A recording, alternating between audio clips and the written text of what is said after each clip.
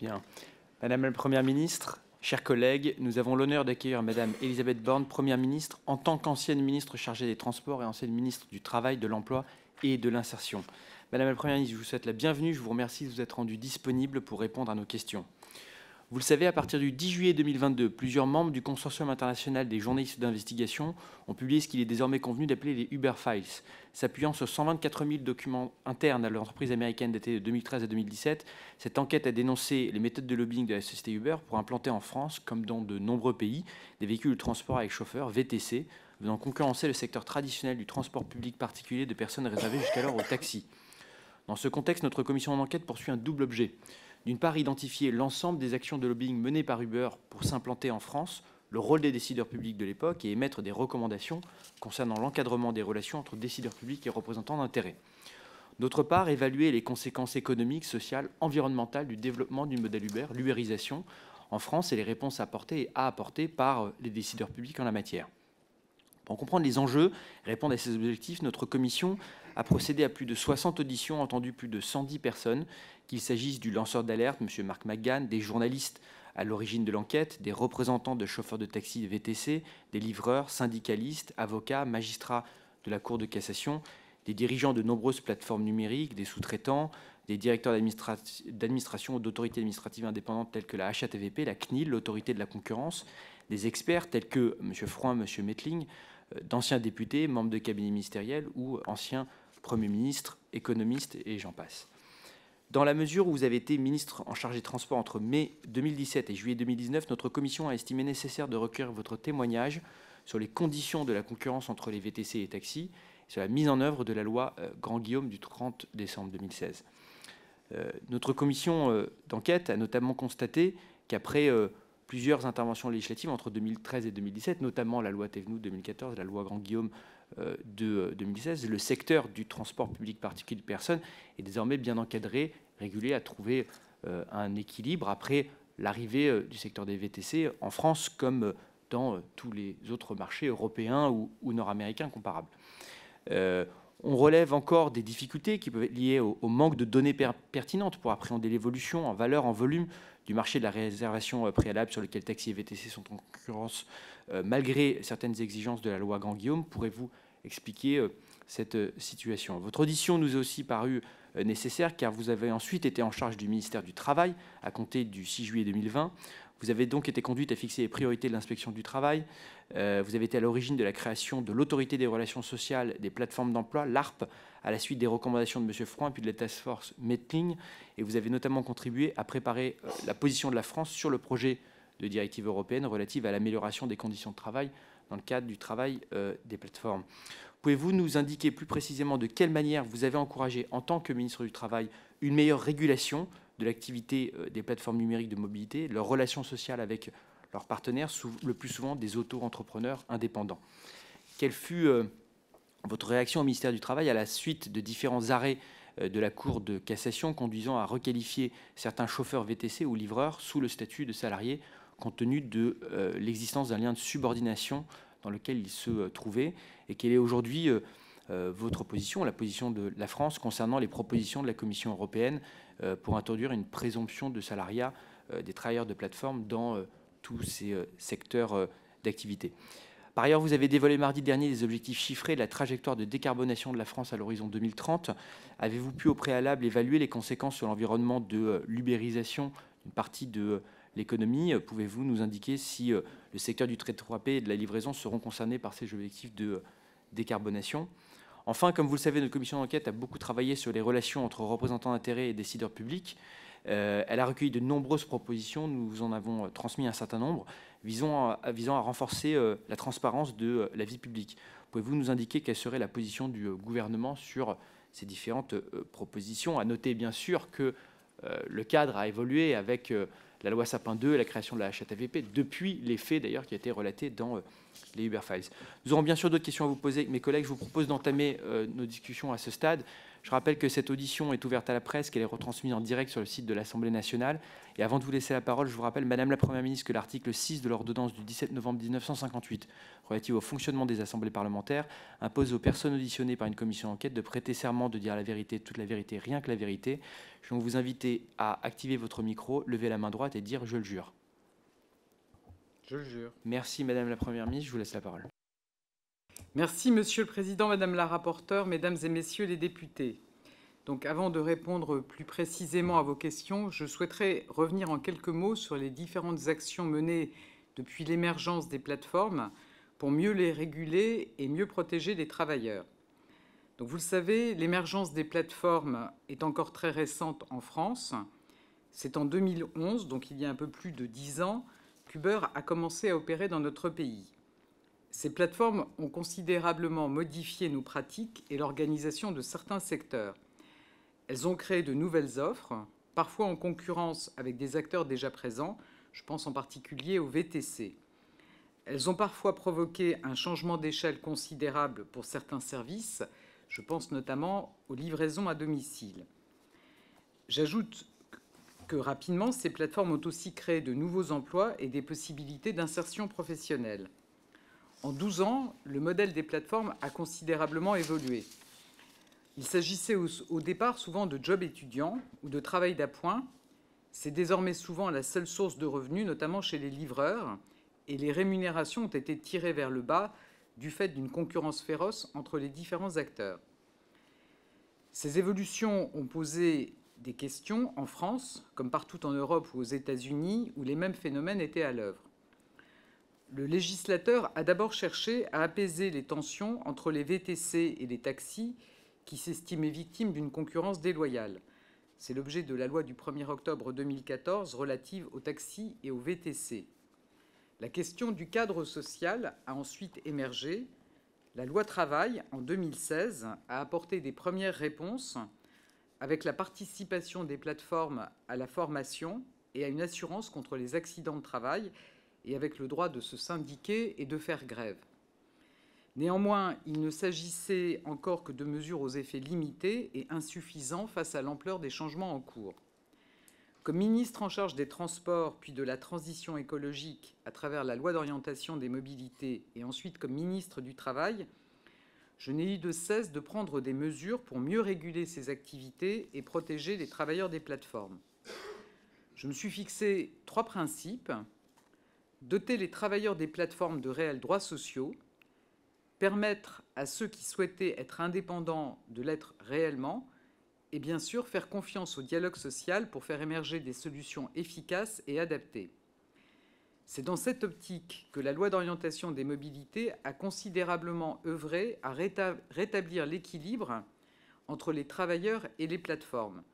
Je pense au droit de refuser une prestation, au droit de choisir ses plages d'activité et d'inactivité, ou encore aux protections contre les représailles et les ruptures. Comme ministre du Travail, la construction d'un dialogue social juste et effectif a fait partie de mes grands chantiers. Ainsi, en avril 2021 et en avril 2022, 2 ordonnances ont été prises pour construire un cadre de dialogue social et de négociation collective dans les secteurs des VTC et de la livraison. Avec ces textes, nous avons pu établir des normes obligatoires pour réguler les effets de la concurrence sur les droits des travailleurs, comme peuvent le faire les conventions collectives pour les salariés. L'ensemble de ces dispositifs sont en place depuis septembre 2022. J'ajoute qu'en tant que ministre, j'ai installé l'autorité des relations sociales des plateformes d'emploi pour aider et accompagner la négociation collective. Près de 125 000 personnes étaient inscrites sur les listes électorales pour participer aux élections des travailleurs des plateformes, près de 40 000 chauffeurs et près de 85 000 livreurs. Aujourd'hui, les résultats sont là.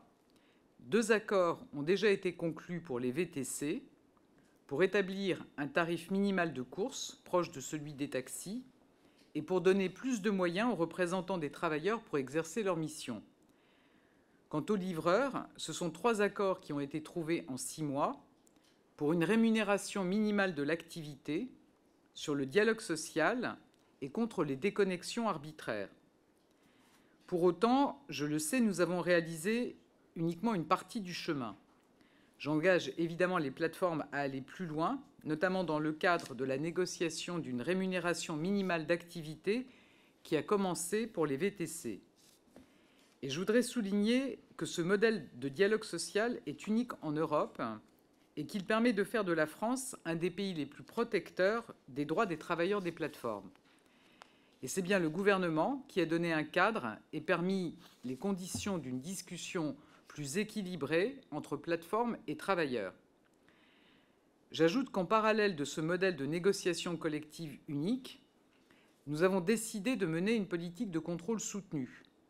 Ces contrôles ont mis en évidence le recours indirect par les plateformes à des travailleurs en situation irrégulière à travers la pratique de sous-location de comptes. Cette pratique illégale bafoue les principes de nos droits sociaux en plaçant les personnes en situation irrégulière dans de véritables situations d'exploitation.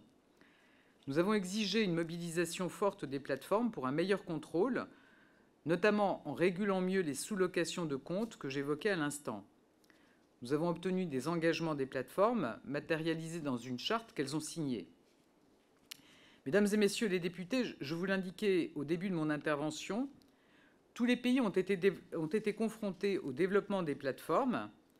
Nous avons donc travaillé au niveau européen à bâtir un cadre commun. En décembre 2021, à quelques semaines de la présidence française du Conseil de l'Union européenne, la Commission a proposé un projet de directive. La Commission a bien sûr fait des choix de fond, mais elle pouvait, au terme des traités, ne passer que par la présomption de salariat en conformité avec sa compétence en matière de protection des travailleurs. Comme présidente du Conseil des ministres du Travail, j'ai porté ce projet de directive et j'avais alors fait preuve naturellement de la neutralité qui s'impose à la présidence.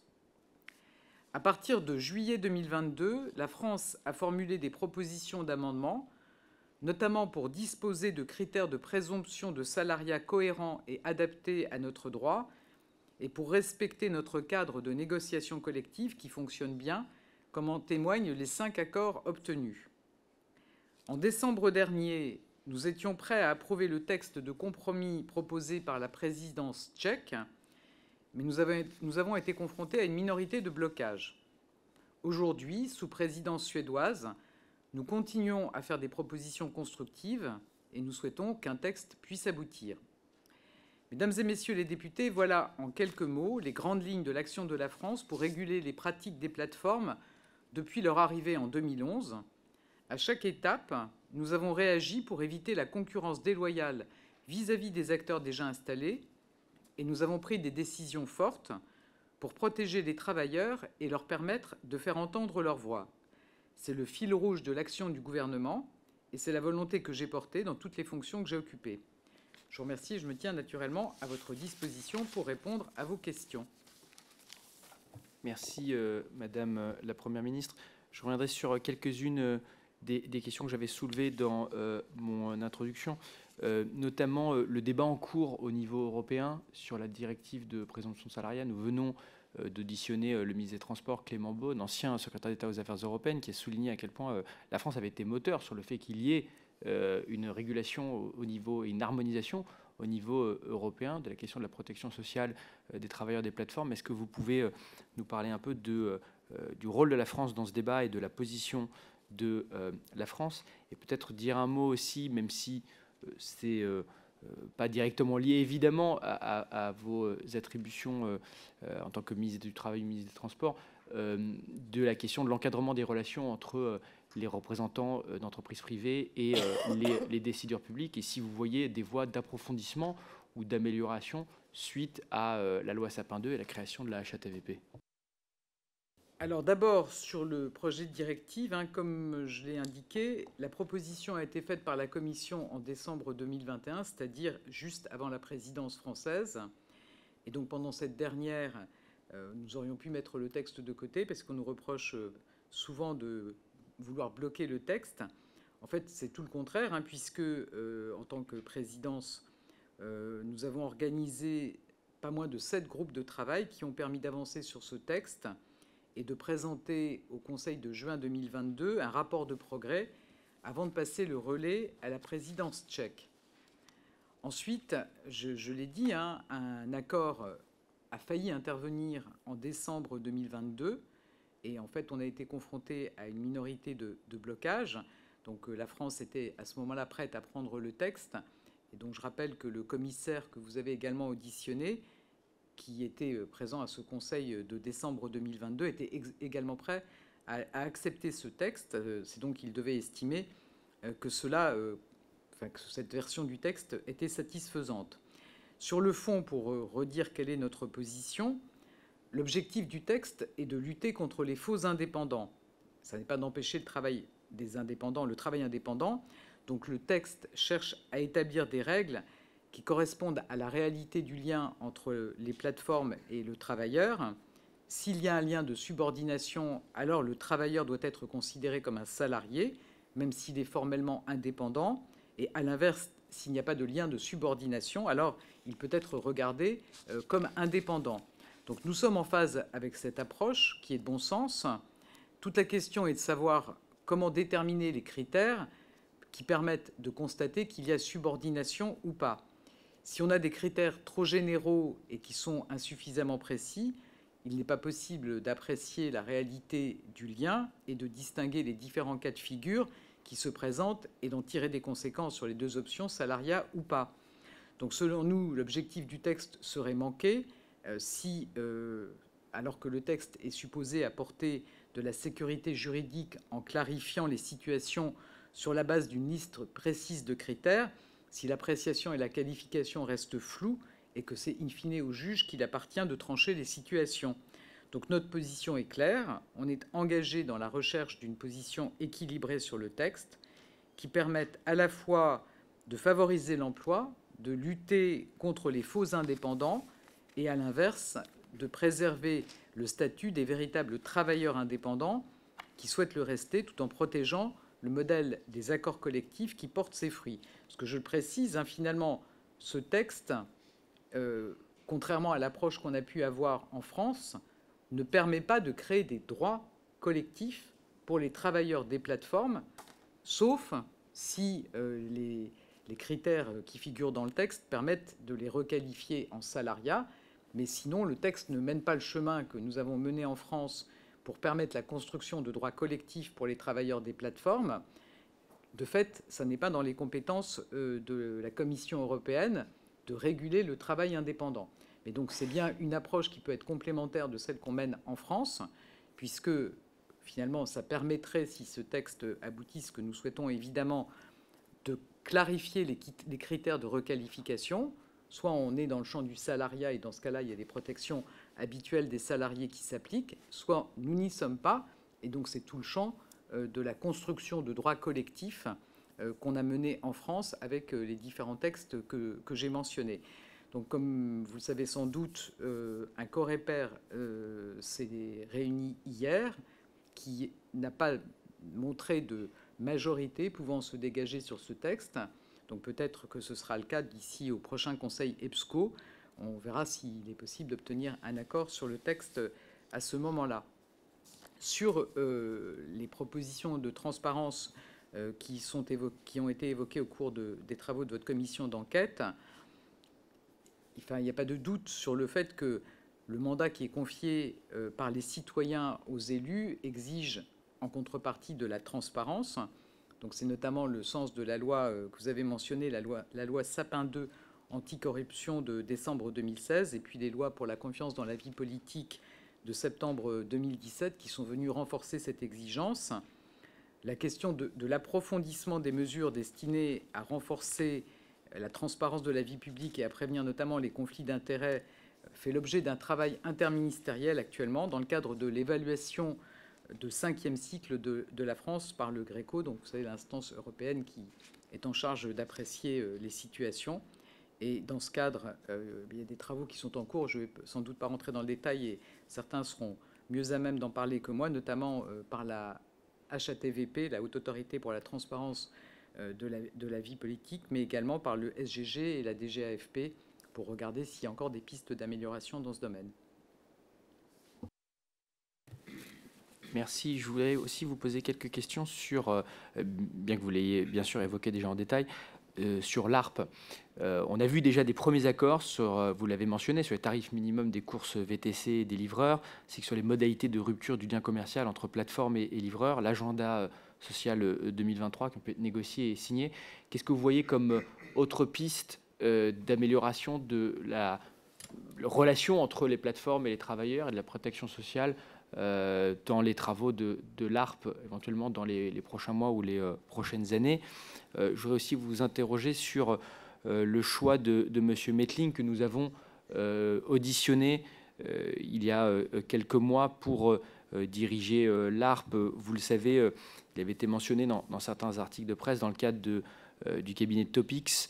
Il avait réalisé plus de 200 missions de service aux entreprises sur les questions de transformation du travail, d'enjeux du travail hybride, des problématiques de management et des conséquences de la transformation des modèles de travail sur les salariés. Parmi les entreprises, il y avait une mission pour AT-Kearney et donc pour Uber via AT-Kearney. Est-ce que ça fait partie des sujets qui ont pu être soulevés lors de sa nomination à la tête de l'organisation? Alors peut-être sur les sujets de préoccupation, je pense qu'ils correspondent aux premiers accords qui ont été négociés par les représentants des travailleurs et des plateformes. Il y a évidemment la question de la rémunération des travailleurs des plateformes, et c'est le sens des premiers accords qui ont été conclus. Et puis, il y a par ailleurs des sujets qui étaient fréquemment mentionnés par les chauffeurs et par les livreurs, notamment sur le droit à la déconnexion. Donc, c'est des sujets qui ont été encadrés dès le départ dans la loi d'orientation des mobilités avec un droit à la déconnexion. Ensuite, on voit qu'il y a encore des négociations qui peuvent être menées sur ces champs-là. Et au-delà, enfin, il ne m'appartient pas vraiment de définir les champs dans lesquels les travailleurs des plateformes souhaitent des améliorations. Ils ont des représentants qui sont là pour exprimer leurs attentes. Peut-être souligner que c'est finalement un opérateur assez particulier, l'ARP, puisqu'on est dans une démarche qui vise à permettre à des travailleurs indépendants de créer des droits collectifs. Et il nous a semblé important qu'il puisse y avoir, au moins au démarrage, un accompagnement, un facilitateur du dialogue social. Peut-être qu'une fois que les modalités de discussion entre les représentants des travailleurs et les plateformes seront rodées, on pourra constater qu'il n'y a plus besoin d'avoir cette forme de facilitateur du dialogue social. Je voudrais aussi effectivement répondre à votre question s'agissant de Bruno Mettling. Donc, je pense qu'en toute transparence, chacun sait qu'il a en effet effectué une mission pour un cabinet de conseil qui était lui-même en contrat avec Uber. Quand j'avais confié la mission de préfiguration de l'ARP à Bruno Mettling, ça avait été très clairement indiqué. Et à l'époque, on avait voulu équilibrer la composition de la mission avec une travailleuse indépendante et un membre d'un think tank, auteur d'un essai intitulé « Désubériser, reprendre le contrôle ». Donc vous voyez qu'il y avait une certaine diversité dans la composition de cette mission qui visait à préfigurer l'ARP. Je voudrais souligner que tout le monde ne pensait pas forcément que ça pourrait être le cas, mais finalement, quand on voit qu'on a eu 5 accords entre les travailleurs des plateformes et les plateformes en 7 mois, je pense qu'on peut être assez fier de ce qu'on a fait en France. Et on est certainement le pays dans lequel on a pu construire des droits, une protection collective finalement pour les travailleurs des plateformes, ce qui n'existe nulle part ailleurs. Donc j'imagine que vous avez dû auditionner des représentants des travailleurs. Je pense que l'ARP, à la fois l'existence des 5 accords montre qu'il y a un chemin pour construire des droits collectifs pour des travailleurs indépendants et que manifestement, l'ARP a bien joué son rôle de facilitateur puisque 5 accords en 7 mois, il y a beaucoup de branches dans lesquelles la négociation collective ne fonctionne pas aussi bien. Merci. C'est en effet ce qu'on a entendu de la part des représentants de VTC qui sont représentés à l'ARP, ainsi d'ailleurs que la neutralité de M. Mettling qu'ils ont souligné dans le cadre des travaux. Une dernière question de mon côté, pour prendre un peu de champ sur le marché. Les VTC sont arrivés il y a une dizaine d'années, en fait, en France comme en Europe ou aux États-Unis. À l'époque, et c'était déjà le cas dans le cadre de débat avant, on a auditionné M. Attali, par exemple, dans le cadre du rapport pour la Commission pour la libération de la croissance. Il y avait un débat sur l'insuffisance de l'offre de transport par rapport à la demande, notamment si on comparait la France à d'autres grandes capitales touristiques, type Londres, Madrid, New York. Aujourd'hui, on voit au contraire une offre assez importante, VTC, mais même taxi, avec plus de taxis aujourd'hui qu'à l'époque. Quel regard, en fait, vous portez, finalement, 10 ans après l'arrivée des VTC, sur cet équilibre entre l'offre et la demande, entre les VTC et les taxis? Est-ce que vous pensez qu'on est arrivé, au fond, à un équilibre satisfaisant aujourd'hui en France, en particulier à Paris? Alors, je pense que vous l'avez souligné, hein, que l'arrivée des VTC a été un choc pour les taxis, et ça a été le sens des premières lois qui ont été prises, hein, pour mieux articuler deux modes de T3P qui, évidemment, pouvaient apparaître en concurrence. Ça a eu un effet très important dans la transformation de l'offre des taxis. Et je pense que toutes les plateformes qui se sont développées pour des taxis, dont aujourd'hui, finalement, il peut y avoir une forme de relation qui n'est pas très différente entre les plateformes de taxis et les plateformes de VTC et les VTC. Finalement, ça a vraiment tiré vers le haut, je pense, l'offre de transport particulier de personnes. Donc ça a eu cet effet-là. Ce que je note, c'est que, alors que ça a été un sujet qui a été très conflictuel au départ, aujourd'hui, il n'y a plus de débat sur le sujet. Et je pense que vous avez un certain nombre de chauffeurs de taxi qui, parfois, font des courses en lien avec des plateformes VTC. Donc finalement, je pense qu'on a globalement amélioré le service et avec des relations qui, de fait, aujourd'hui, ne sont plus conflictuelles entre les VTC et les taxis. Le champ des livreurs, hein, moi, en tant que ministre du Travail, c'était un champ sur lequel j'avais beaucoup de vigilance, parce que on voit que ça a démarré, je l'ai évoqué, sous forme de job d'appoint, et c'est devenu, de fait, le revenu principal pour un certain nombre de travailleurs. Moi, dans les échanges que j'avais avec les plateformes de livraison, j'avais beaucoup insisté d'abord sur le phénomène de sous-location des comptes qui conduisait à mettre en position de vulnérabilité un certain nombre de travailleurs en situation irrégulière. Et au-delà de ça, je ne pense pas qu'on puisse considérer que ça peut être un emploi durable. Donc je pense qu'il y aura aussi, et peut-être pour revenir à la question que vous posiez sur quels sont les futurs champs de la négociation collective dans ces secteurs-là, moi j'avais invité les plateformes de livraison à réfléchir au parcours professionnel qu'on peut proposer à des personnes qui démarrent leur vie professionnelle en tant que livreurs. Je pense que ça reste un secteur dans lequel on voit que ça n'a pas vocation, à mon sens, à être un emploi durable. Ça peut être un coup de pouce au démarrage, un job complémentaire, mais je ne pense pas qu'on puisse considérer que ça constitue un emploi dans lequel on peut penser que chacun va trouver son épanouissement. Merci, Monsieur le Président, mes chers collègues. Madame la Première ministre, finalement, votre audition est extrêmement importante parce que, quelque part, vous cochez toutes les cases en ayant été ministre du Transport, ministre du Travail et Première ministre sur voilà, quelle a été et quelle est la stratégie du gouvernement français face au développement de l'ubérisation. Et c'est un des sujets au cœur de notre commission d'enquête parlementaire. Lors des auditions précédentes, on a pu voir à quel point, finalement, la stratégie d'Uber, qui, à l'échelle de la France, mais aussi à l'échelle de l'ensemble des pays de l'Union européenne, perd un à un les décisions de justice, qui, à chaque fois, démontre bien qu'il y a une situation de subordination entre le chauffeur des VTC et la plateforme, entre le livreur et la plateforme, et donc se retrouve à devoir requalifier, enfin, se retrouve face à des décisions de justice qui exigent la requalification en salariés des travailleurs, en fait, faussement, en fait, indépendants. Et la question du lien de subordination s'impose. C'est dans ce cadre-là, dans ce contexte-là, que la Commission européenne a décidé donc de mettre à son agenda législatif cette proposition de directive européenne.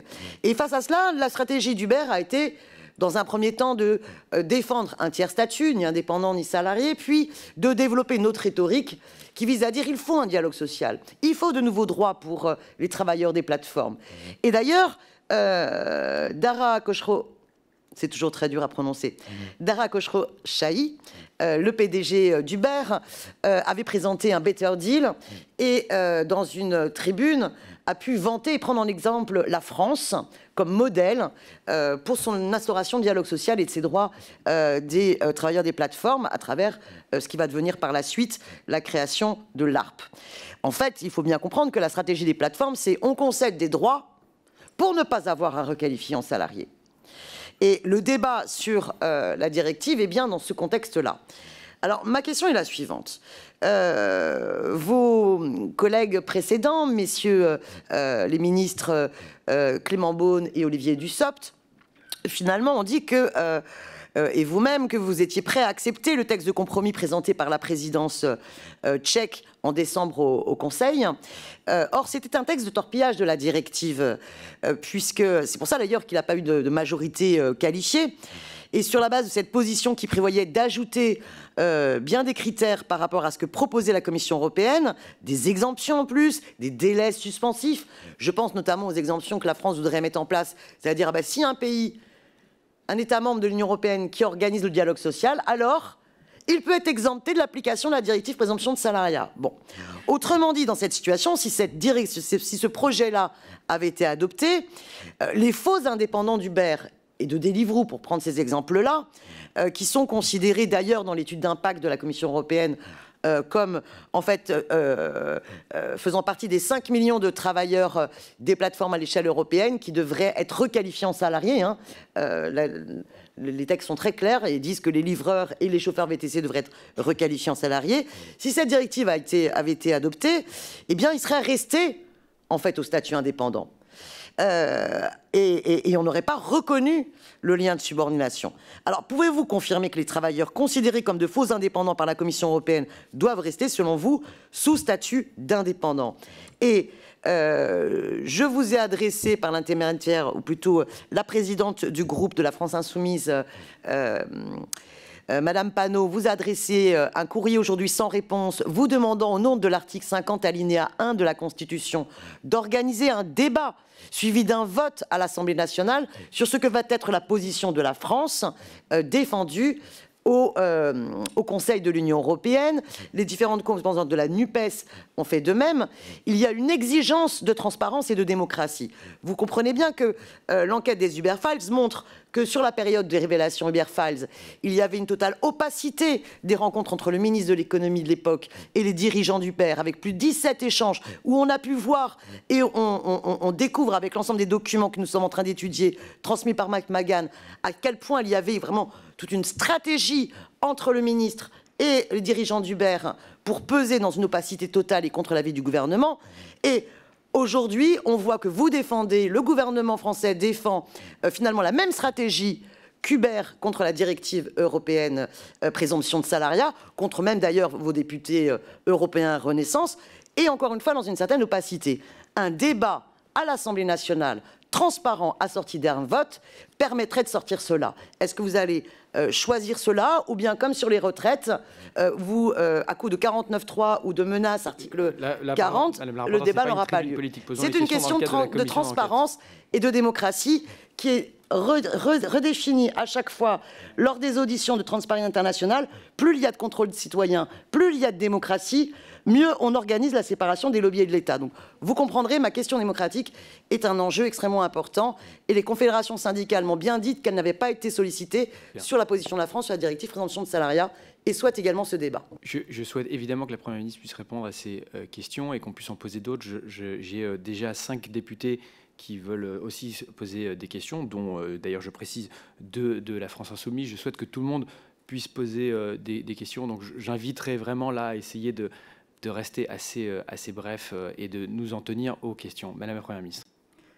Alors, c'est assez original. Là, je viens d'entendre un long exposé de votre part sur votre point de vue sur les plateformes. Enfin, si ça vous intéresse d'avoir mon point de vue, je peux aussi exposer le mien. Là, vous avez exposé le vôtre longuement. C'est assez original dans une commission d'enquête de finalement assister quasiment à une conférence de presse. Mais je vais essayer donc de répondre à votre question. Depuis le départ, et j'imagine que vous avez peut-être auditionné des travailleurs, des représentants des VTC, il se trouve, même si ça n'est pas votre point de vue, qu'il y a des travailleurs qui veulent le statut d'indépendant. Ils veulent le statut d'indépendant parce qu'ils veulent choisir, par exemple, leur rythme de travail, parce qu'ils peuvent travailler avec plusieurs plateformes. Donc, ce qui guide la position du gouvernement, ce qui l'a guidé dans le précédent quinquennat et qui continue à la guider, c'est de dire qu'on souhaite permettre à des travailleurs qui veulent un statut d'indépendant, avec ce que ça suppose, par exemple, choisir les moments où on travaille et ceux où on ne travaille pas, pouvoir travailler avec plusieurs plateformes, on souhaite qu'ils puissent le faire en ayant toutes les garanties d'être réellement indépendants. C'est pour ça que, dès la loi d'orientation des mobilités, il y a des protections supplémentaires qui ont été introduites. Par exemple, le fait que le chauffeur VTC puisse choisir de faire ou de ne pas faire une course, et quand il choisit de faire une course, qu'il puisse le faire en ayant les éléments nécessaires, c'est-à-dire c'est une course qui va durer combien de temps, qui va devoir aller à quel endroit et pour quelle rémunération. Donc nous, on défend et on continuera à défendre qu'il y a une place pour du travail indépendant dans ce secteur-là, qu'il peut par ailleurs y avoir des faux indépendants, et il y a eu un certain nombre de décisions de justice quand il y avait un lien de subordination. Donc soit il y a des critères qui permettent de... Enfin, il est utile qu'il puisse y avoir une harmonisation au niveau européen sur les critères qui peuvent permettre de requalifier la relation entre une plateforme et un travailleur en salariat. Et dans ce cas-là, on bascule dans un champ sur lequel les droits sociaux sont bien balisés par des décennies de négociations collectives. Donc soit on n'est pas dans ce cas-là, et dans ce cas-là, on considère que le fait de ne pas être salarié ne doit pas empêcher de construire des droits collectifs pour les travailleurs. C'est la ligne que l'on tient. Vous me dites que le texte de décembre 2022 était un mauvais texte, c'est votre point de vue. Ça n'était pas celui que portait la France, ça n'était pas celui du commissaire Schmitt, dont vous avez bien compris qu'il tient à cette directive et qu'il avait validé le texte de décembre 2022. Donc je ne sais pas ce qui vous permet de dire que ce texte n'était pas bon. En tout cas, ce n'est pas l'avis du commissaire qui porte ce texte. Donc la position de la France, elle est parfaitement transparente. Je vous l'ai expliqué. Est-ce qu'il est pertinent d'avoir un débat 50-1 ? Enfin, vous avez des semaines de contrôle dans lesquelles vous pouvez demander à l'inscrire. Et pourquoi pas. Ce que je note, c'est que ces débats-là, on les a déjà eus longuement. On les a eus au moment du débat sur la loi d'orientation des mobilités. On l'a eu au moment où on a ratifié l'ordonnance qui était prévue dans la loi d'orientation des mobilités. Si le Parlement souhaite un nouveau débat, pourquoi pas. Voilà, si ça peut être inscrit à l'ordre du jour, c'est pas forcément, je ne suis pas simplement forcément la seule à pouvoir l'apprécier. Et peut-être que, par exemple, les parlementaires qui suivent les affaires européennes pourraient avoir un avis sur le sujet. Madame la Première ministre, j'ai posé une question au ministre du Travail à laquelle il n'était pas forcément en capacité de répondre, et je pense que vous pourrez plus facilement. Vous avez, dans un courrier adressé à la plateforme Mediflash, qui met en relation des travailleurs de professions de santé et paramédicaux et des établissements. Vous avez écrit un courrier qui était co-signé avec M. Véran lorsqu'il était ministre de la Santé et vous lorsque vous étiez ministre du Travail. Et dans ce courrier, vous exprimiez à la plateforme Mediflash quelque chose de très clair. En état actuel de la réglementation, il n'est légalement pas possible pour un aide-soignant d'exercer en tant que travailleur indépendant et d'être mis à disposition auprès d'un établissement de santé ou médico-social sous ce statut, et que cet exercice peut tomber sous le coup de la qualification de travail dissimulé. Et d'ailleurs, les services, les contrôles de l'URSSAF et de l'inspection du travail ont été diligentés dans plusieurs établissements médico-sociaux. Je voudrais savoir quelles autres actions depuis ont été envisagées d'effectuer. Mediflash a reçu de l'argent de la BPI France, 450 000 € en prêt d'amorçage investissement et 8 000 € de subvention, alors même que la plateforme a reçu ce courrier des deux ministères, celui de la Santé et le vôtre lorsque vous étiez ministre du Travail, pour faire cette mise en relation. On a d'autres plateformes qui ont reçu des sommes aussi encore plus conséquentes, notamment la plateforme Brigade qui fait également de la mise en relation à la fois sur la restauration mais aussi sur les questions de santé. N'y a-t-il pas une totale contradiction à la fois d'avoir un courrier en tant que ministre qui montre bien que cette activité est illégale, et de l'autre, la BPI France qui donne les moyens au développement de ces plateformes? Qu'avez-vous à répondre là-dessus? Alors, d'une part, je vous remercie de citer cet exemple, parce que ça montre que, contrairement à ce que vous avez l'air de sous-entendre, on n'est pas aveuglément convaincu que toutes les plateformes de mise en relation exercent leur activité dans le cadre qui s'impose. En effet, je vous confirme, vous voyez, autant moi j'ai échangé avec beaucoup de chauffeurs VTC qui souhaitaient être indépendants et qui exercent leurs activités dans un cadre qui me semble correspondre en effet à une activité de travailleur indépendant, autant j'avais été choqué d'avoir des plateformes qui mettaient en relation des aides-soignantes avec des hôpitaux pour exercer une activité prétendue indépendante. On voit bien qu'une aide-soignante, je pense qu'on espère tous en tant que potentiel patient, que l'aide-soignante exerce son activité sous le contrôle des médecins. Donc on voit qu'on a un lien de subordination. Et quand j'ai eu connaissance effectivement de l'existence de ces plateformes qui mettaient en relation des aides-soignants supposés indépendantes avec des directeurs d'hôpitaux, je vous confirme qu'avec le ministre de la Santé de l'époque, nous avons donné instruction aux hôpitaux de ne pas faire appel à des aides-soignantes qui, par nature, ne peuvent pas exercer un travail indépendant au sein d'un hôpital.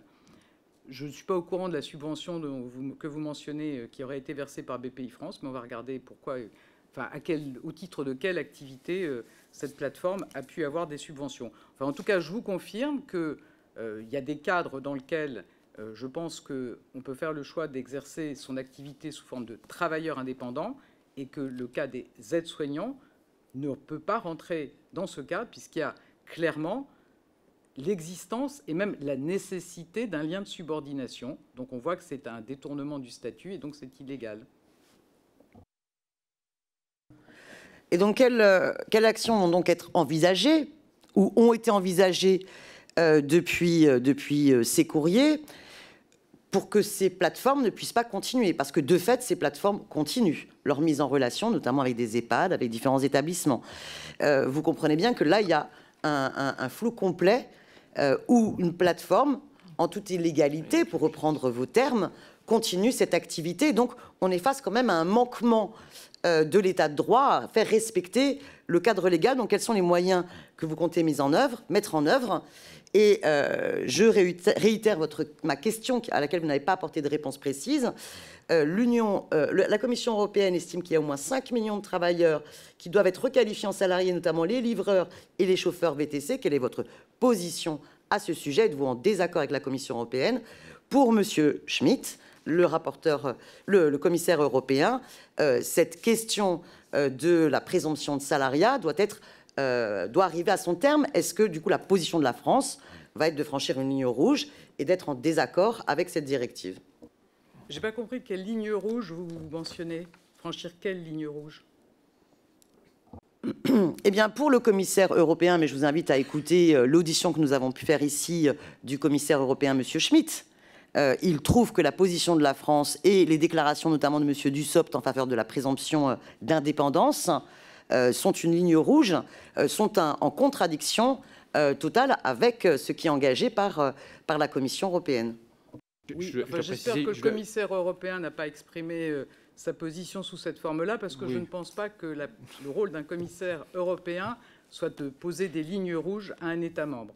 Donc j'imagine que c'est une interprétation de votre part. Je n'imagine pas qu'un commissaire européen, dans le cadre d'une discussion qui se déroule au sein d'un Conseil des ministres, vienne poser des lignes rouges aux États. Donc je suppose, Madame la députée, que vous avez mal interprété la position du commissaire européen. Si vous me permettez de répondre sur le travail illégal, vous savez que la lutte contre le travail illégal, c'est une politique très forte, qui a une dimension interministérielle importante. Il y a de nombreux corps de contrôle qui sont concernés. La lutte contre les faux statuts, notamment les faux travailleurs indépendants, les faux bénévoles, la fausse sous-traitance, sont des axes majeurs du plan national de lutte contre le travail illégal. Et c'est aussi des enquêtes qui sont particulièrement complexes, qui peuvent prendre du temps pour qualifier les infractions. Je peux vous assurer que cette question restera à l'ordre du jour du prochain plan national de lutte contre le travail illégal comme priorité gouvernementale dans sa lutte contre le travail illégal. Voilà. Donc moi, je ne suis pas capable de vous dire où en sont les procédures, parce que ce n'est plus tout à fait dans mes attributions de suivre en détail l'avancement de ces procédures, mais j'imagine que les ministres compétents seront à même de vous répondre. Ensuite, quel va être le devenir du statut des chauffeurs VTC ? Je crois avoir essayé d'exprimer le fait que ce qui importe, c'est de qualifier la relation entre une plateforme et un travailleur. Soit on rentre dans des critères bien connus qui existent dans le droit français et qui pourraient rentrer dans le droit européen sur un lien de subordination, et dans ce cas-là, ça s'appelle du salariat, soit il n'y a pas de lien de subordination et c'est du travail indépendant. Bien, je vous remercie. Je précise effectivement que le commissaire Schmit n'a pas utilisé ces termes et n'a certainement pas porté un regard sur les déclarations de tel ou tel ministre français. C'est absolument pas ingéré dans nos propres débats de politique intérieure. Je propose qu'on prenne les questions de députés deux par deux pour que vous puissiez y répondre plus rapidement, Madame la Première ministre. On a d'abord Monsieur Kerblat, puis Monsieur Sguincy. Merci, Monsieur le Président. Madame la Première ministre, la relation du travail ne dépend pas de ce que veulent les partis, mais de la réalité objective de la réalité du travail. Ce n'est pas parce que je veux être indépendant que je suis indépendant. Et vous avez fait une grande défense, là, de ces travailleurs que nous connaissons, que nous avons interrogés aussi, qui disent qu'être indépendant, c'est important pour eux. Mais ce qui compte, c'est qu'il y a une subordination. Et c'est ça que la directive européenne assume. En septembre 2021, à l'Assemblée nationale, vous vous êtes exprimé contre une directive sur le principe de présomption de salariat. Et on tient à disposition la vidéo de l'époque. Vous avez donc changé d'avis, ou bien vous êtes toujours opposé à la directive.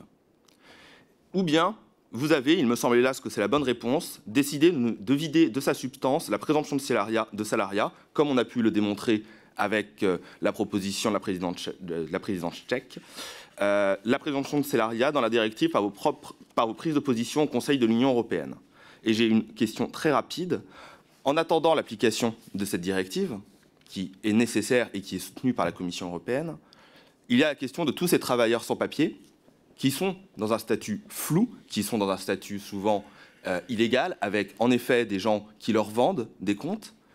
Et il serait peut-être temps, à l'aune de la future loi Asile-Immigration, de réfléchir à des gens qui travaillent dans le pays et qu'il faudrait peut-être intégrer à la circulaire Valls pour leur régularisation. Je vous remercie, Madame la Première ministre. Merci, Monsieur le Président. Merci, Madame la Première ministre. Alors que les évolutions économiques du XXe siècle avaient entraîné un déclin du travail indépendant, cette tendance s'est inversée ces dernières années. Cette volonté d'indépendance des travailleurs conduit une part croissante d'actifs à privilégier des conditions de travail dans lesquelles ils gardent une indépendance réelle. Comment analysez-vous ce nouveau rapport au travail ? Comment analysez-vous les effets économiques qui ont été entraînés par l'adoption du régime de la micro-entreprise par les travailleurs ? Comment intégrez-vous également ces éléments dans votre politique qui conduit notre pays vers le plein emploi ? Et dernière petite question, avez-vous un avis, considérez-vous utile d'étendre aux travailleurs indépendants certaines protections qui sont aujourd'hui fortement liées au statut de salarié, par exemple une durée maximale de travail? Voilà, quelle est votre position par rapport à ce sujet-là? Je vous remercie. Donc, Sur la première question, je ne suis pas sûr que vous ayez totalement écouté l'exposé que j'ai essayé de faire de la position de la France sur le sujet. On est dans un cadre qui est nécessairement contraint, puisque l'Europe n'a pas de compétences sur le travail indépendant. Donc le champ de la directive est par nature forcément limité au cas dans lequel la relation entre une plateforme et un travailleur crée de fait un lien de subordination et donc relève du salariat. Donc moi, on n'a aucune difficulté, et la position que la France a apportée dans le cadre des discussions sur la directive, c'est pas de s'interroger sur la pertinence d'avoir des critères européens permettant de qualifier la relation entre une plateforme et un travailleur et de faciliter la requalification en travail salarié quand c'est le cas. C'est de dire que ça doit se faire sur la base de critères clairs. Si les critères sont flous et qu'à la fin c'est le juge qui doit se prononcer, finalement la directive n'aura pas apporté d'avancée. Par ailleurs, ce qu'on porte aussi, c'est le fait qu'on assiste, comme vous venez de le dire, monsieur le député, à l'émergence de nouvelles formes d'activité et qu'il nous semble important que le fait d'être un travailleur indépendant ne dispense pas de se préoccuper de créer des droits pour les travailleurs concernés. Donc ce qu'on souhaite, c'est à la fois qu'on soit au clair, mais je pense qu'il y a de la jurisprudence en France qui est parfaitement limpide sur le sujet, sur les conditions dans lesquelles une relation doit être requalifiée en salariat, et que quand ça n'est pas le cas, parce que ça peut être un choix d'une partie de nos concitoyens de vouloir décider librement, notamment de son temps de travail, de l'organisation de son travail, de son outil de travail, ça ne doit pas nous dispenser de réfléchir à la protection qu'on doit apporter aux travailleurs qui font le choix d'être indépendants. Puisque Madame la députée parlait des retraites, c'est dans cet état d'esprit-là, par exemple, qu'on a souhaité que les professions libérales puissent bénéficier d'une bonification pour leur retraite pour le 3e enfant, et qu'ils auront désormais la même protection que les salariés pour une majoration de 10% de la retraite pour des travailleurs donc, qui sont indépendants. Et Monsieur Skoski. Non, j'ai essayé de répondre. Ce qu'on peut constater, c'est qu'en effet, il y a une évolution de la relation au travail, et il y a certainement, de la part d'une partie de nos concitoyens, une volonté de plus d'indépendance. Et ça peut être un choix fort de décider de travailler sur certaines plages horaires, de décider ensuite de ne pas travailler. Donc je pense que c'est quelque chose qu'on doit intégrer. Je pense que ce qu'on doit avoir en tête aussi, pour moi c'est quelque chose sur lequel il faut être vigilant, c'est le fait que les personnes qui font le choix de ce travail indépendant aient bien en tête les futurs droits sociaux dont ils pourront bénéficier. On évoquait notamment les personnes qui avaient choisi, qui voulaient, qui travaillaient avec une plateforme qui prétendait mettre en relation l'hôpital et des aides-soignantes dans le cadre d'un statut faussement indépendant. Les personnes qui faisaient ce choix-là n'avaient sans doute pas bien en tête, ou en tout cas ne prenaient pas toute la mesure de la plus faible protection sociale que ça pourrait leur donner. Donc je pense qu'on ne va pas aller contre le sens de l'histoire d'avoir une partie de nos concitoyens qui sont moins enclins à accepter des CDI. J'imagine que vous avez entendu comme moi des entreprises qui disent le salarié qui a un CDD, je lui propose un CDI, il n'en veut pas. De la même façon, vous avez des travailleurs qui ne souhaitent pas un statut de salarié. Je pense que ça doit quand même nous amener collectivement à réfléchir à la façon dont les personnes en question auront demain des droits sociaux suffisants et une protection sociale suffisante. Merci. Madame Berger, ensuite Madame Rouleau. Oui, merci Monsieur le Président, Madame la rapporteure, Madame la Première ministre. Je vais surtout d'abord remercier Madame la rapporteure parce que je crois que grâce à votre audition, Madame la Première ministre, ça peut permettre de démontrer tous les éléments de régulation que la France a réussi à mettre en place et a été la première à mettre en place. Donc, que cette audition est donc particulièrement intéressante puisqu'elle nous permet de saluer le rôle de la France à cet égard. Dès lors qu'on a justement une position qui est de dire que nous, on veut réguler et non interdire et qu'on veut laisser une liberté de choix tout en accordant une protection sociale renforcée, comment expliquez-vous que la France ait réussi justement à se mettre dans cette perspective-là et que les plateformes aient accepté aussi un certain nombre de ces concessions qui sont nécessaires, évidemment, pour celles et ceux qui y travaillent.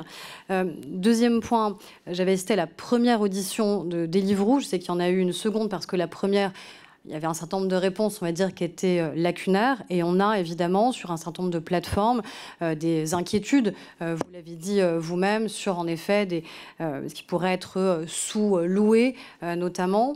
Et donc la question des contrôles internes déjà de ces entreprises. Est-ce qu'on peut aller plus loin, peut-être, sur des éléments de sanctions vis-à-vis de ces entreprises par rapport à la nécessité de la transparence qu'elles devraient avoir sur les contrôles qu'elles mettent en place. Et je vois que notre collègue de la France Insoumise est donc finalement tout à fait favorable à la loi immigration, puisque justement, sur la question de la régularisation qui pourrait exister pour les travailleurs de ces métiers en tension, je vois que vous avez dit dans notre commission d'enquête que vous seriez favorable au vote de la loi, donc j'en suis très impatiente. Je vous remercie. Madame Rouleau. Merci, Monsieur le Président, Madame la rapporteure, Madame la Première ministre. Je voudrais en fait vous poser 3 questions, mais j'aurai peut-être le temps de vous en poser que 2. Je voulais en préambule rappeler que vous n'avez pas toujours été tendre d'ailleurs avec les plateformes, puisque d'après Wikipédia, vous auriez dit lors du Black Friday de 2019 qui suscitait la polémique en raison de ses conséquences environnementales, que vous auriez donc dit que c'était d'abord une énorme opération commerciale des grandes plateformes en ligne dont vous ne pensiez pas qu'elles soient les petites amies des petits commerçants. Donc parfois vous avez été critique. Alors nous le sommes tous en fait là autour de cette table, enfin disons dans cette salle, et nous attendons vos réponses. Alors tout à l'heure vous avez dit il faut réguler mieux la sous-location. Moi je vous pose la question, donc là cette question sera courte, pourquoi ne pas l'avoir carrément interdite? Parce que c'est vrai que la sous-location de compte peut permettre la fraude. La sous-location de compte permet la fraude. Donc sur cette première question, pourquoi ne pas avoir interdit? Et si ça n'a pas été le cas, est-ce que ça pourrait l'être dans l'avenir? Ma deuxième question porte sur le choix indépendant qui a été rappelé tout à l'heure, et vous-même vous avez plusieurs fois dit, moi ce que je ne veux pas c'est quelque chose de rigide, je veux que quelqu'un qui veuille être indépendant puisse le rester, c'est là la position de la France. Vous avez aussi dit la France a été la plus protectrice en fait. Eh bien, laissez-moi vous dire qu'à de précédentes auditions, j'ai été très marquée, en fait, par les auditions d'Alexandre Dole et d'Hervé Street, qui nous ont raconté avec précision comment, quelquefois, certaines plateformes mettaient la pression sur des livreurs qui, au départ, avaient fait le choix de l'indépendance, qui, au départ, se voulaient indépendants et qui, finalement, n'arrivaient pas ne serait-ce qu'à vivre de leurs bénéfices. Donc, il nous expliquait en gros, vous réécouterez l'audition parce que je ne vais pas revenir sur tous les détails, mais que chaque fois, ils empruntaient en fait pour pouvoir, parce qu'on leur mettait la pression en fait pour que chaque fois le coût soit plus bas. Et en fait, le coût de la course ne représentait pas un coût réel. Et c'est là, en fait, l'arnaque et ces situations que nous devons tous dénoncer. Et après, peu importe s'il y a une présomption, en fait, pas peu importe, mais s'il y a une présomption de salariat, bon, évidemment, c'est protecteur. Mais même si ce n'est pas ce choix qui est retenu par la France, je pense qu'il faudra exiger effectivement qu'on retienne un coût réel dans certains contrats faits avec des livreurs et comment comment imaginez-vous justement qu'on puisse mieux protéger? Parce qu'actuellement, c'est pas vrai qu'on est peut-être le meilleur pays, mais quand on a de tels récits, on ne peut pas dire qu'on est protecteur et que la France est protectrice, alors que la France est quand même le pays des droits de l'homme, et on ne doit pas réduire les gens à une situation d'esclave et d'esclavagisme. Donc, Madame la ministre, Première ministre, excusez-moi, vous serez d'accord avec moi, je pense, sur les avancées qu'il faut faire. Je vous attends là-dessus. Je vous attends en fait sur ce que vous envisagez de faire pour ces plateformes. Est-ce qu'on peut imaginer qu'on leur impose peut-être des contrats types, ou comment peut-on faire justement pour qu'on arrive à un coût réel et à ne pas fausser des concurrences? Ma troisième question, c'est sur l'indemnisation des taxis, de la licence des taxis, mais ça sera trop long, on n'aura sans doute pas le temps. Pourquoi à l'époque ne pas avoir indemnisé? Parce que c'était quand même possible de le faire en prévoyant un fonds, et puis les avoués ont bien été indemnisés, donc voilà. Mais ça, si vous n'avez pas le temps de répondre à cette question, troisième question, ce n'est pas grave. Merci beaucoup. De toute façon, elle s'éloigne un petit peu du champ de cette audition-là, Oui, et on l'a déjà bien évoqué oui, avec oui, les donc acteurs on de oublie l'époque. la troisième question.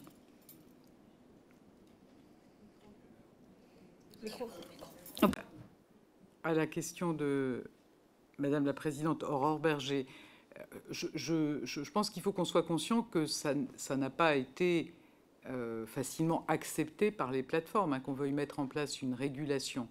Et notamment les premières avancées qui ont été faites dans le cadre de la loi d'orientation des mobilités, je pense qu'elles sont venues mettre des limites à des situations qui n'étaient pas acceptables. Enfin, il faut se souvenir qu'avant la loi d'orientation des mobilités, vous aviez un chauffeur VTC qui devait décider en quelques secondes s'il acceptait une course, avec la menace, s'il ne l'acceptait pas, d'avoir une déconnexion par la plateforme. Et il devait accepter une course sans avoir d'idée de la longueur du trajet qu'il devait réaliser et de la rémunération qui accompagnait cette prestation. Donc je pense que ça a été un bras de fer avec les plateformes pour marquer que soit les plateformes souhaitaient rester dans ce genre de situation, et donc on jouerait la carte du contrôle et de la requalification, soit elles étaient prêtes à accepter ce que pouvait être un cadre qui donnait davantage de capacité de choix aux chauffeurs, et alors il pouvait y avoir un chemin correspondant aux souhaits de ceux qui souhaitent effectivement rester indépendants. Ça doit évidemment, ça fait l'objet de contrôle, et ça restera dans les priorités de contrôle des différents corps ministériels et interministériels de contrôle, mais je pense qu'on bâtit un chemin qui peut permettre à ceux qui le souhaitent de pouvoir avoir un statut de travailleur indépendant avec ce que ça peut donner comme liberté, mais en ayant une protection. Enfin, je veux dire, quelque part, c'est remettre ces travailleurs indépendants dans la situation, je ne sais pas, de votre plombier qui n'accepte pas de faire une réparation pour une somme qu'il ne connaît pas, dans des conditions qu'il ne connaît pas. Voilà, on remet les choses sur le même plan, et c'est tout le chemin qui a pu être fait pour obtenir de la part des plateformes, pour placer les plateformes dans un meilleur cadre de régulation. La question de l'interdiction de la sous-location, très franchement, moi je me la suis posée. Il se trouve qu'aujourd'hui, c'est dans les critères que la directive propose de considérer comme un indice de travail salarié.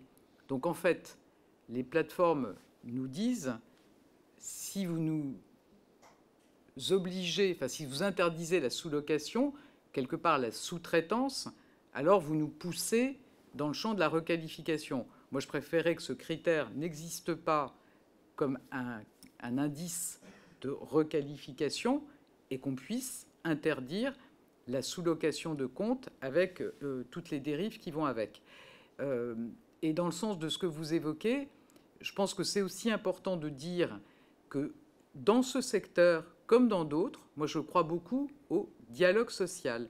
Et par rapport aux difficultés que vous mentionnez dans lesquelles certains travailleurs, notamment livreurs, ont pu être placés, c'est le sens de l'accord sur un revenu minimum d'activité qui a été trouvé dans le secteur précisément pour éviter qu'on ait des travailleurs qui, à la fin, ne peuvent pas vivre dignement de leur travail. Et ça montre que ce chemin de la construction de droits collectifs pour des travailleurs indépendants, il donne des résultats, et en particulier pour les livreurs, l'accord sur le revenu minimum d'activité. Merci. Je vais me tourner vers nos deux derniers collègues, mais je vais leur demander vraiment de poser des questions très rapidement, comme ça on pourra libérer à 13 h la Première ministre, M. Delogu et Mme Agresti-Roubache. Alors, juste, je m'excuse, mais je suis le seul ici présent qui était taxi avant d'être député. Donc, il se peut que je ne sois pas très rapide, parce que j'ai quand même des choses à dire. Permettez-moi déjà de rebondir. Si ça avait été le cas, vous auriez pu venir ne serait-ce qu'une seule audition avant celle-ci. Ça n'a jamais été le cas. Donc je vais vous demander là d'être bref et de respecter les règles du président. Oui, je comprends très bien, monsieur, mais à Marseille, il y a des homicides tous les jours. Et donc, du coup, j'ai besoin aussi de relater d'autres faits qui sont importants pour moi en tant que député. Mais ne vous inquiétez pas, je ne suis pas là pour vous embêter. Je rebondis tout de suite sur le mot choc que vous avez dit, Madame la Première ministre, sur l'arrivée des VTC. Ce n'a pas été un choc, mais c'est du fait de votre ingérence, ça a mené à des suicides de taxis, des familles qui ont été décimées et précarisées et endettées. Donc, mesurez vos mots, s'il vous plaît. Je voulais juste vous dire que l'arrivée d'Uber, moi, j'ai été au premier rang. Pendant 10 ans, j'ai vécu de cette activité difficilement, Madame la Première ministre. Du jour au lendemain, j'ai vu arriver sur le marché un géant capitaliste avec une force de frappe terrible. Ces chauffeurs n'avaient pas les mêmes contraintes. Monsieur Delogu, je suis désolé, je vous ai demandé de poser une question. Encore une fois, mais je comprends que vous êtes désolé, mais en fait, depuis tout à l'heure, j'ai laissé la parole à la rapporteure, j'ai laissé la parole à tous vos collègues. Je vous demande de respecter vos collègues ou la Première ministre, sinon je laisse la parole à... Et en fait, monsieur, mon mandat de député aujourd'hui est hyper important pour moi en tant qu'ancien chauffeur de taxi. Mais je le comprends, mais vos questions qui aujourd'hui amènent à allonger le débat pour justement que moi je ne puisse pas prendre la parole. Je ne suis pas en train de dire... Laissez-moi juste prendre la parole, s'il vous plaît. Je suis un ancien chauffeur taxi. On est dans une commission d'enquête Uber File, Madame la Présidente. Et alors, je n'ai pas le droit de m'exprimer. Mais justement, je suis un député taxi et je pense que j'ai besoin de parler. Mais c'est pas grave, je vous connais, à chaque fois que je prends la parole, j'ai droit à ce genre de choses. Mais ne vous inquiétez pas, je reste dans ma ligne. Enfin, ces chauffeurs n'avaient pas les mêmes contraintes, ne payaient pas de cotisations, cassaient les prix des courses. Bref, la concurrence était totalement inéquitable et complètement déloyale. À Marseille, face à cette plateforme qui mettait en danger notre situation de taxi, j'ai pris part à la grève. Et croyez-moi, ce mouvement était particulièrement tendu et difficile. Malgré l'arrivée d'un concurrent totalement déloyal, on trouve un accord grâce à notre mobilisation qui a, comme toute mobilisation, un coût énorme pour nous. Et du jour au lendemain, on l'a vu, on a senti la trahison et l'accord qui a été cassé par un deuxième arrêté. Alors à l'époque, on n'avait pas de certitude que ça venait du ministère de l'économie d'Emmanuel Macron. Pourtant, je le sentais, et l'été dernier, quand on a eu la révélation des Uber Files dans la presse, on a compris qu'on avait raison. Tout le monde nous avait traités de complotistes à l'époque. On avait sali nos noms, sali nos familles, sali notre corporation, mais on avait raison. Donc non seulement la concurrence entre Uber et les taxis était complètement inégale, mais en plus Uber avait un commis d'office qui était secrétaire général de l'Élysée, puis ministre de l'économie et aujourd'hui président de la République. Et cette personne a choisi de défendre les intérêts d'actionnaires d'un grand groupe américain qui ne paie quasiment pas d'impôts en France grâce à des pratiques fiscales immorales. J'ai bientôt fini, monsieur. J'ai mes questions qui sont là. Ça y est. Alors allez-y, posez vos questions, s'il vous plaît. Oui, On puisse laisser d'ailleurs la possibilité à la Première ministre de vous répondre. D'accord. Ok, je vais vous écouter. Comme ça, au moins, vous n'entendrez pas l'histoire d'un député qui a été taxi et qui a des choses à dire dans cette commission. On a fait 67 auditions auxquelles vous n'avez pas participé. On aurait pu vous entendre à de nombreuses reprises. Je respecte le fait que ce sujet soit important pour vous. Quelle a été votre participation à Marseille quand il y a eu des homicides, monsieur? Aucun. Moi, j'y étais. J'étais tous les jours dans la rue. Mais c'est pareil. Vous mettez en concurrence des choses idiotes. Bon, bref, de toute façon, je vois très bien à qui j'ai affaire. Vous avez le micro, Madame la Présidente? Non. Donc laissez-moi parler, s'il vous plaît. C'est moi qui ai la parole ici. Je suis un parlementaire, tout comme vous, s'il vous plaît. Putain, mais c'est incroyable, quand même. Oh. Non, mais j'ai l'impression qu'à chaque fois, vous souhaitez que ça déborde. Laissez-moi parler, s'il vous plaît. Je suis un parlementaire français. J'ai le droit d'avoir la parole en tant qu'ancien taxi. C'est simple quand même. Pardonnez-moi, Madame la Première ministre, de prendre votre temps, mais pour moi, c'est le plus important dans ma vie. Mes parents, ils sont tous taxis, j'en ai besoin. Monsieur le député, je répondrai avec plaisir. Merci beaucoup, Madame la Première ministre. Bon, je vais passer directement aux questions, comme ça au moins, ça sera plus rapide et je m'excuse de ces débordements de vos collègues. Madame la Première ministre, cette situation qui a été mise en place par le soutien sans faille de Macron à Uber, comment l'avez-vous combattu lorsque vous étiez ministre des Transports? Ça, c'est ma première question. Qu'est-ce que vous avez fait pour répondre à cette catastrophe sociale? Comment expliquez-vous que vos collègues de la majorité présidentielle au Parlement européen se sont prononcés pour une directive qui porte à une présomption de salariat réfragable sans critères alors que le gouvernement s'y oppose? Pouvez-vous me confirmer que les travailleurs considérés comme des faux indépendants par la Commission européenne doivent rester, selon vous, sous statut d'indépendants? Voilà mes questions. Merci, Monsieur Delogu. Madame Agresti-Roubache a la courtoisie de céder son temps. Donc je vais laisser la parole à la Première ministre. Je ne sais pas, Monsieur le député, si vous avez écouté le début de l'audition, parce que je crois avoir essayé de répondre à vos questions. Je ne pense pas que ce soit le cadre de vous répondre sur tous les propos que vous avez tenus, que naturellement je ne partage pas. Je veux juste vous signaler que je n'étais pas aux responsabilités en 2011. Ensuite, je vous redis que dans mes différentes fonctions, pour le coup, qui démarrent en 2017 et non pas en 2011, j'ai œuvré pour mettre en place une régulation dans le domaine des plateformes de mobilité. Je ne vais pas vous redécliner ce qu'on a imposé comme règle. Je crois que je viens de l'expliquer. Ensuite, s'agissant de la directive européenne, je peux vous redire, j'espère que cette fois-ci, vous aurez l'occasion d'entendre ce que je dis, que nous partons de l'idée qu'il y a plusieurs situations qui peuvent exister, des situations dans lesquelles on a des faux indépendants parce qu'il y a un lien de subordination, que dans le droit français, la jurisprudence est claire sur ce qui conduit à requalifier une relation supposée commerciale en relation de travail, toute une jurisprudence sur le sujet, et on est tout à fait intéressé que la directive européenne puisse créer au niveau de l'ensemble des États membres des critères qui permettent, sans ambiguïté ou facilement, de requalifier une relation commerciale en relation de salariat quand c'est le cas. On pense que c'est une démarche qui est importante, qui ne doit pas nous dispenser, pour les situations dans lesquelles des travailleurs font le choix d'être des travailleurs indépendants et que la relation respecte ce statut de travailleur indépendant, ça ne doit pas nous dispenser de créer des droits sociaux pour les travailleurs. Ça a été ma ligne depuis 2017, c'est celle que je continue à porter. Il y a place pour différents modèles. Quand on est dans un modèle qui affiche qu'on est travailleur indépendant, il faut s'assurer que c'est réellement le cas. Donc il n'y a pas des liens de subordination qui viendraient contrevenir à ce principe de travail indépendant, mais ça doit néanmoins s'accompagner de la construction de droits sociaux de protection pour les travailleurs concernés. Et je pense que c'est le chemin qui a été engagé. Les 5 accords qui ont été conclus en 7 mois permettent de conforter les droits sociaux de ces travailleurs indépendants, et je pense qu'il faut continuer dans ce sens. Madame la Première ministre, je vous remercie de votre disponibilité pour répondre aux questions de notre commission d'enquête avec précision. Aujourd'hui, je précise que si certains de nos collègues ont des questions supplémentaires, d'autant que certains n'ont pas pu poser leurs questions, nous pourrons vous les transmettre et on aura peut-être d'ailleurs des demandes de documents.